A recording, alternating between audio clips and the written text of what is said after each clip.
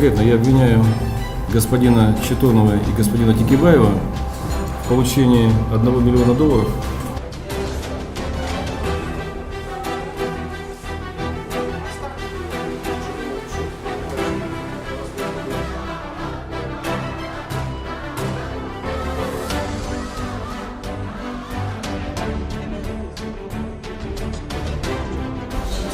Если даже будет проигрыш в суде, это будет временно, как отступление.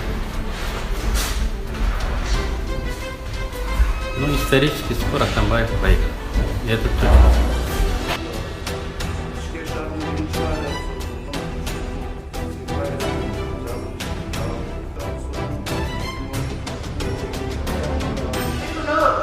Дагы чыгарып, дагы иштейт, дагы көп жакшы иштерди жасайт Кыргызстан үчүн.